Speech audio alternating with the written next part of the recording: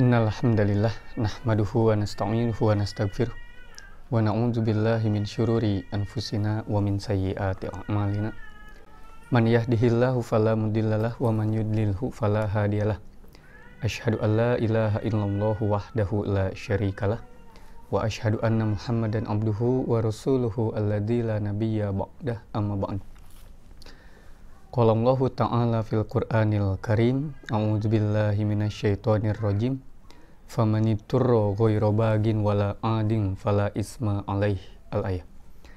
Alhamdulillah merupakan kata yang paling pantas terucap dari lisan serta terwujud di dalam amal perbuatan, karena berkat kudroh, irodah serta inayah dari Allah Subhanahu wa Ta'ala, kita masih diberikan kesehatan juga kesempatan, yang semoga dengan dua hal tersebut senantiasa membuat kita istiqomah dalam menjalankan berbagai perintah Allah, juga membuat kita istiqomah dalam menjauhi berbagai larangan dari Allah dan Rasulnya. Ikhwatu iman rahimakumullah, kembali kami dapat bersua meskipun hanya melewat jalur udara dan media, tetapi semoga tidak menyurutkan semangat kita untuk terus menggali ilmu tentang ilmu-ilmu keislaman, terutama di media dakwah Bankid ini, sebagai salah satu wadah, tempat di mana kita bisa mencari ilmu yang insya Allah kami juga membuka segala kritik dan saran, termasuk juga pertanyaan yang semoga hal tersebut bisa menjadi tambahan nutrisi bagi kami, terutama bagi pemuda, untuk selalu mencari ilmu dan juga mengupgrade diri terutama. Ikhwatu iman rahimakumullah, melanjutkan pembahasan masih berkenaan dengan bahasan pokoknya, yaitu tentang makanan. Tentang makanan yang diharamkan, berarti otomatis akan masuk kepada makanan yang dihalalkan. Dan kalau tidak salah pembahasan di sebelumnya, karena lumayan sudah lama, karena terjeda dulu dengan Musyker PC Pemuda Bandung Kidul di bulan Desember, kemudian pada tahun ini atau tahun baru ini baru kita bisa memulai kembali kajian tersebut. Dan kalau tidak salah di pertemuan berikutnya, sebelumnya kita membahas berkenaan dengan kriteria sakit yang mana menyebabkan nanti datangnya rukhsah gitu, yang termasuk asbabur rukhsah, sebab-sebab datangnya rukhsah. Kemudian masuk ke kriteria yang ketiga, setelah yang pertama sapar, yang kedua sakit, yang ketiga adalah al-ikroh atau istikroh, yaitu terpaksa. Poin penting di dalam terpaksa ini sedikit simpel sebenarnya gitu. Jadi apa yang disebut dengan terpaksa? Terpaksa itu berarti kita tidak ingin melakukannya, tetapi kita harus melakukannya gitu. Kita tidak ingin melakukannya, tetapi kita harus melakukannya. Apakah itu memang keharusan yang harus dilaksanakan, perbuatan yang harus dilaksanakan, ataukah perbuatan tersebut memang kita membutuhkannya, butuh untuk dilaksanakan gitu. Jadi nanti sekali lagi perkara ikroh ini, keterpaksaan ini, poin intinya cuman itu gitu. Dan itu dijelaskan dengan jelas di dalam Al-Qur'an, famaniturra ghairu bagin wala adin. Bahwasanya yang namanya terpaksa itu ghairu bagin, tidak ingin. Itu harus ada ketidakinginan, harus ada ketidaksukaan. Tetapi selain tidak suka, wala adin, kita juga tidak boleh melampaui batas gitu. Karena kalau sampai melampaui batas ya nanti akan terlihat bahwa yang melampaui batas itu adalah syahwatnya gitu. Adalah bekas dari syahwat dia. Oleh karena itu, sekali lagi yang namanya terpaksa itu tidak ingin melakukan tetapi harus melakukan. Tidak ingin mengucapkan A tetapi harus mengucapkannya gitu. Tidak ingin mengucapkan C, tidak ingin berbuat B, tetapi harus melakukan hal itu. Itulah yang kita sebut sebagai terpaksa gitu. Kalau melakukan sesuatu tetapi masih ada rasa ingin atau rasa nyaman, tentu itu bukan terpaksa gitu. Oleh orang lain misalkan, kamu harus melakukan ini gitu, ABCD dipaksa gitu. Kemudian kita itu di dalam hati terdapat rasa biasa-biasa, tidak ada rasa tidak suka, tidak ada rasa benci. Kemudian juga kita memang tidak masalah jika melakukan itu, ya itu tidak terpaksa, bukan terpaksa. Seseorang yang memakan bangkai dengan terpaksa, ya, seseorang yang memakan bangkai dengan terpaksa, memakan daging babi yang haram, kemudian dengan terpaksa, dengan sebab terpaksa, pasti harus ada di dalam hatinya itu rasa benci, rasa tidak ingin, rasa tidak suka gitu. Tidak ingin nih makan bangkai karena tahu haram ya, bukan karena tidak suka atau karena rasanya yang berbeda, bukan, tetapi memang karena ketahui bahwa hal itu haram. Oleh karena itu ketika kita tidak ingin melakukan ini, kemudian melakukan hal tersebut, maka itulah kemudian diharuskan untuk melakukan hal itu, maka itu yang kita sebut sebagai terpaksa. Seperti itu jadi poin intinya kesana kalau urusan keterpaksaan atau ikroh gitu. Termasuk kalau urusan kalau di zaman Nabi gitu ya, terdapat beberapa sahabat yang dipaksa untuk mengucapkan kalimat-kalimat kufur gitu, mengucapkan kalimat kufur, tetapi itu dibolehkan atau mendapat rukhsah. Kenapa? Karena di dalam hatinya gitu, tegak sebuah keimanan.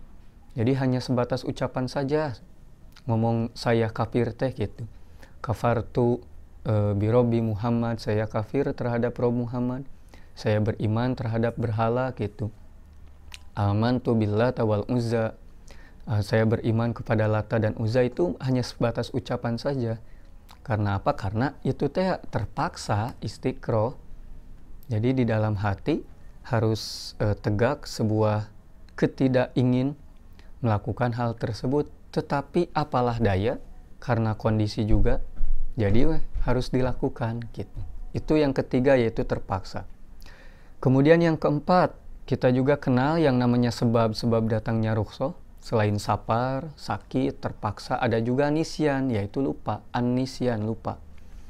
Kita tahu bahwasanya Nabi SAW telah menjelaskan kepada kita bahwasanya segala dosa, segala perbuatan yang diketahui bahwa hal itu disebabkan oleh lupa yang manusiawi gitu, lupa yang lupa yang merupakan sifat-sifat yang Allah ciptakan, lupa yang manusiawi. Tentu saja sifat lupa ini menjadi penyebab datangnya rukhsah gitu. Ya, yang paling sederhana kita makan ketika bulan Ramadan di siang hari, kalau karena lupa, ya itu kan datang rukhsah, jadi dibolehkan, diteruskan saja saumnya gitu. Karena apa? Karena kan lupa, karena lupa. Dan tentu yang namanya lupa ini bukanlah lupa yang disengaja, lupa yang dicari-cari itu, ataupun lupa yang memang sudah disetting gitu. Pada saat itu ingin melupakan segala hal misalkan ya, sampai kewajiban oge hilap gitu misalkan. Hal tersebut tentu saja itu bukan termasuk lupa yang menyebabkan datangnya rukhsah gitu. Karena lupa yang menyebabkan datangnya rukhsah tentu saja harus lupa yang manusiawi. Kita tahu kita manusia, kita pernah lupa, bahkan ada yang sering mungkin lupanya gitu. Nah itu akan mendatangkan rukhsah. Jadi jangan jangan takut gitu. Kalau untuk urusan ibadah, Allah pasti akan meringankan. Ibadah ya jalankan saja, ketika lupa ya sudah, lupa datang rukhsah gitu, ada rukhsahnya. So bagaimana kalau lupa ini ya jalankan saja, tidak apa-apa karena sudah mendapat rukhsah gitu. Seperti itu, lupa kemarin belum sholat lupa 10 tahun yang lalu belum melaksanakan saum apa misalkan ya, karena lupa mendapat rukhsah dan lain sebagainya. Itu poin keempat, sebab datangnya rukhsah itu adalah lupa. Sekali lagi lupa yang manusiawi, makanya jangan suka disengaja, apalagi sampai dicari-cari gitu bagaimana cara bisa lupa. Itu yang keempat. Kemudian yang kelima, sebab datangnya rukhsah adalah al-jahlu, ketidaktahuan. Al-jahlu ya bodoh gitu, ketidaktahuan. Kalau kita tidak tahu hukumnya gitu, kemudian kita melaksanakan, ya sudah, tidak ada dosa gitu. Tidak mendapat dosa, tidak juga mendapat ganjaran dari perlakuan atas dasar ketidaktahuan gitu. Kalau memang dia tidak tahu gitu hukum tersebut, tidak tahu perbuatan tersebut adalah perbuatan yang diharamkan. Itu yang kelima terkait dengan al-jahlu atau ketidaktahuan. Kemudian yang keenam, ada di sini disebut al-usr wa umumul balwa, yaitu kesulitan secara umum dan juga bencana secara umum gitu. Kesulitan secara umum, nanti yang termasuk kesulitan secara umum diantaranya ada yang menyebut salah satunya yaitu hujan gitu. Hujan itu meskipun gitu ya, kata Allah Subhanahu wa taala, hujan itu disebut berkah, hujan itu disebut rahmat, hujan itu disebut rizki gitu. Tetapi kalau turun di keadaan tertentu bagi manusia dalam keadaan tertentu, maka akan menambah kesulitan gitu. Misalkan seperti ini, kalau pada waktu dulu di zaman Nabi SAW ketika membahas tentang pelaksanaan sholat di masjid gitu, ada beberapa sahabat yang kesulitan pergi ke masjid dikarenakan hujan. Hujan kemudian becek gitu, dan tidak bisa pergi ke masjid. Oleh karena itu Nabi memberikan keringanan, ya tidak usah datang ke masjid, jangan sok sholat di rumah gitu ya. Apalagi yang di rumahnya terdapat musola atau tempat sholat, itu lebih baik gitu kan. Nah, itu kesulitan, salah satu diantara penyebab rukhsah, kesulitan secara umum. Yang kedua termasuk juga dalam kategori ini yaitu bencana secara umum. Kalau yang tadi hujan, ya hujan manual tikna, bencana umumnya seperti banjir misalkan gitu. Banjir, tidak ada tempat selain tempat yang basah misalkan ya, kalau hurwe gitu, kalau tank misal. Ke atas saja kalau tank gitu. Ke atap kalau memang ada atap gitu ya. Seperti itu dan lain sebagainya. Yang penting jangan sampai syariat ini diabaikan, karena syariat itu mudah.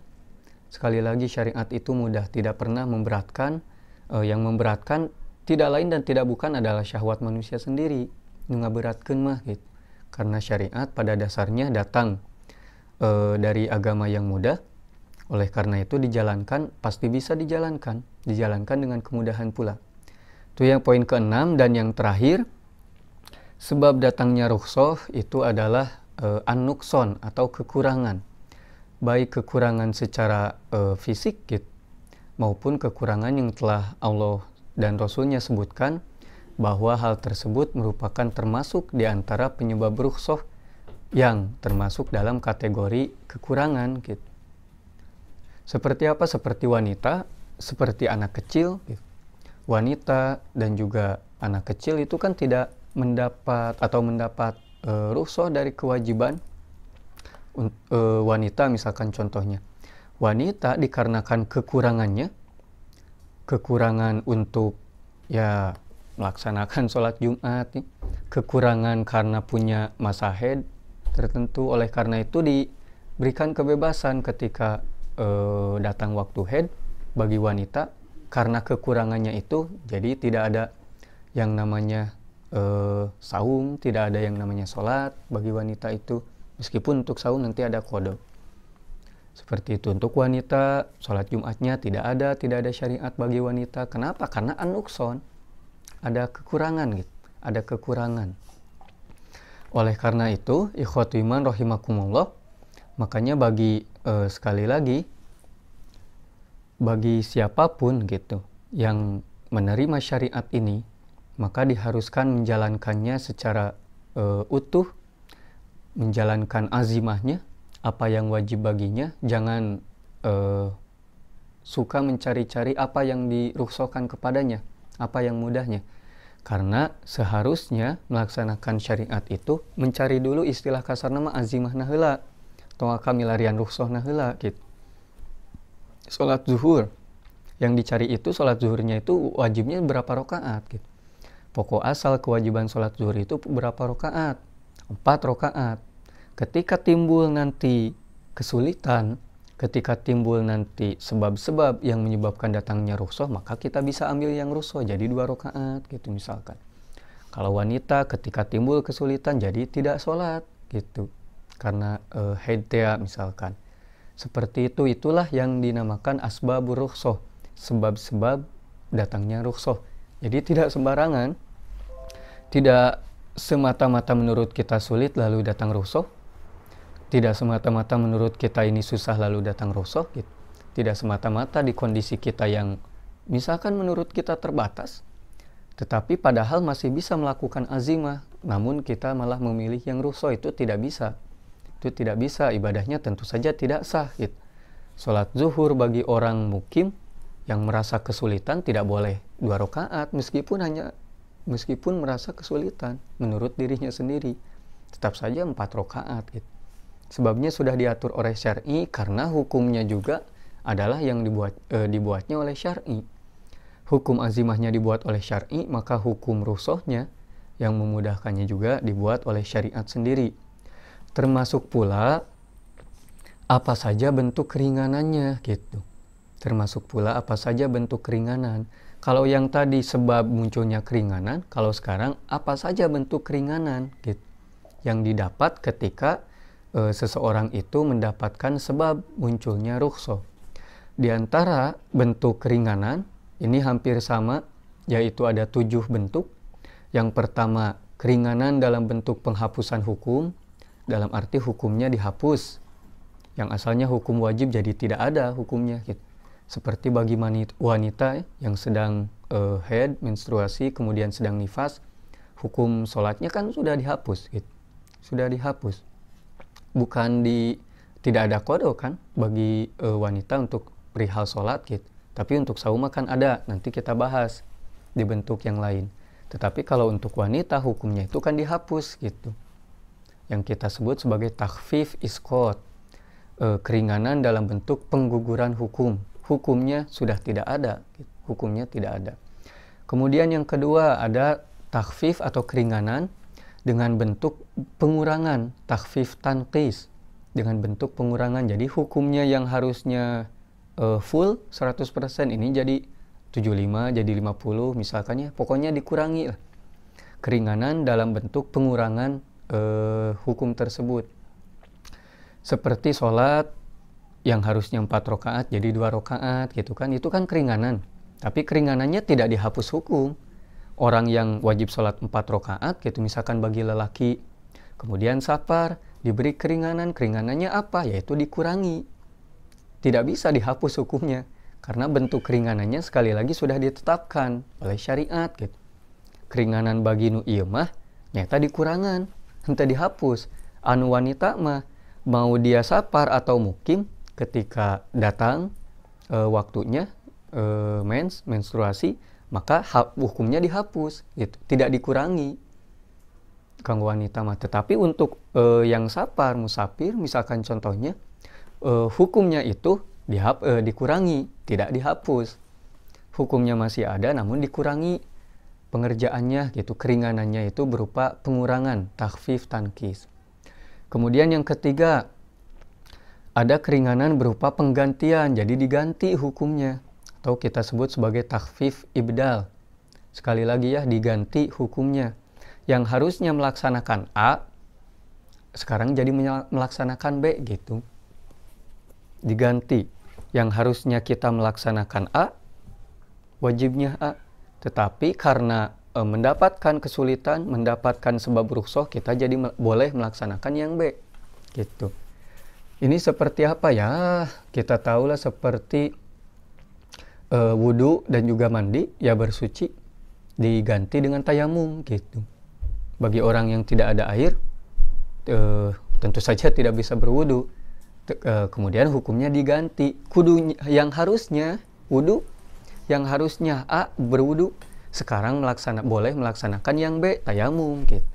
Nu kuduna A jadi B, ayeuna mah kitu. Itu yang dimaksud dengan keringanan berupa penggantian gitu. Penggantian hukum, yang harusnya melaksanakan A sekarang melaksanakan B-nya gitu. Seperti juga sujud sahwi bagi yang lupa kekurangan rokaat, kelebihan rokaat, kemudian ragu-ragu di dalam sholat, termasuk juga lupa tahiyat awal, itu kan ada syariat sujud sahwi. Kenapa tidak diganti dengan tahiyat awal lagi gitu kan? Nah, tidak. Kenapa? Karena keringanannya dari syariat seperti itu. Oleh syariat diringankan bagi orang yang lupa, A lupa, B ragu, A ragu, B. Maka nanti di akhir sholat diganti kewajibannya menjadi sujud gitu. Tidak usah tahiyat lagi gitu. Tidak usah tahiyat lagi, nu lupa tahiyat tetapi diganti ku sujud gitu.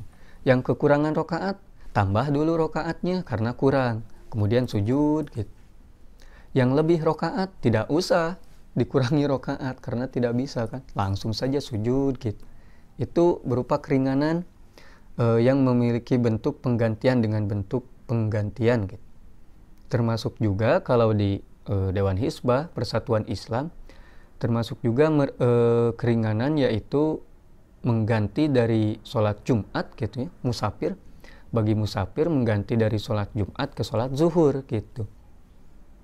Seorang musafir kan ketika tidak melaksanakan Jumat atau tidak memilih Jumat, maka dia diganti kewajibannya menjadi sholat zuhur gitu. Seperti itu semuanya merupakan keringanan berupa penggantian, diganti, mengganti kewajiban yang A kepada kewajiban yang B. Nah, kemudian yang keempat, ada yang hampir mirip gitu. Keringanan berupa atau dengan dalam bentuk berubah. Yang tadi mah mengganti kewajiban, yang sekarang berubah kewajiban. Merubah tata cara terutama. Yang tadi mengganti harusnya kewajibannya A, sekarang boleh untuk memilih yang B gitu, diganti. Kalau yang keempat yaitu takhfif taghyir, keringanan berupa merubah tata cara, yaitu yang harusnya A, B, C, D, misalkan sholat itu yang harusnya A sampai D, sekarang dirubah gitu tata caranya, A, C gitu. Yang harusnya B dulu, sekarang C dulu misalkan. Nah, itu yang ini agak sama, hampir mirip gitu, namun ada sedikit perbedaan gitu. Kalau ini contohnya seperti apa? Seperti sholat khauf misalkan. Sholat khauf kan bukan sholat bukan sholat yang seperti biasa gitu. Sholatnya kan sudah diganti. Beberapa tata cara sholatnya diganti. Bahkan sampai dibolehkan ya memegang senjata gitu ketika sholat tersebut, dikarenakan ada keringanan itu gitu. Ada keringanan sholat pada waktu perang gitu. Kemudian berapa rokaatnya gitu ya. Selain dari tadi tata caranya yang dirubah, rokaatnya juga ada yang dikurangi gitu. Itu merupakan takhfif dalam bentuk merubah hukum. Jadi bukan mengganti hukum A kepada hukum B, tetapi merubah tata caranya. Yang harusnya hukum A itu 1-10, sekarang dirubah gitu. Di posisi awalnya misalkan, atau diganti si angka-angka nanti seperti itu. Itu contoh yang keempat, yaitu takhfif taghyir, keringanan dalam bentuk perubahan hukum, perubahan tata cara. Kemudian yang kelima, nah ini mungkin kita sudah tahu, takhfif takdim, perubahan dengan bentuk mendahulukan hukum, mendahulukan gitu. Seperti ya sholat jamaah saja, sholat jamaah takdim. Sholat asar harusnya di waktu asar, nanti saja sore jam 4, jam setengah 4 gitu. Tetapi karena misalkan sedang safar, musafir, boleh ditakdim, ditarik ke zuhur gitu. Jadi keringanan berupa mendahulukan suatu hukum yang harusnya nanti dilaksanakannya, sekarang didahulukan. Termasuk juga berarti pasangannya yang nomor 6, yaitu takhfif takhir, yaitu keringanan dengan cara mengakhirkan hukum yang harusnya dilaksanakan sekarang dilaksanakannya nanti gitu. Kalau yang tadi yang nomor 5 takhfif takdim, yang harusnya dilaksanakan nanti, sekarang dilaksanakan pada saat itu. Tetapi yang ke-6 takhfif takhir, yang harusnya dilaksanakan sekarang diakhirkan gitu. Padahal itu diakhirkannya seperti jamak takhir, seperti itu, seperti jamak takhir. Termasuk juga qada Ramadan gitu. Karena qada Ramadan kan tidak diganti dengan ibadah yang lain gitu. Kecuali nanti untuk fidyah gitu ya, untuk fidyah ada diganti. Tetapi untuk bagi yang qada, berarti yang asalnya saum di bulan Ramadan kemudian batal misalkan karena sakit, oleh karena itu harus qada. Nah, itu diakhirkan waktunya gitu. Yang harusnya di bulan Ramadan, karena kata Allah, kalaulah dia sakit atau safar, boleh berbuka, tetapi nanti saumnya di hari yang lain lagi, gitu, di qada di hari kemudian. maka itu termasuk keringanan dengan cara mengakhirkan kewajiban yang harusnya dilaksanakan saat itu. Sekarang karena dapat kesulitan dilaksanakan di akhir atau di waktu yang lain. Termasuk juga yang keenam atau yang ketujuh, yang terakhir, yaitu keringanan khusus bagi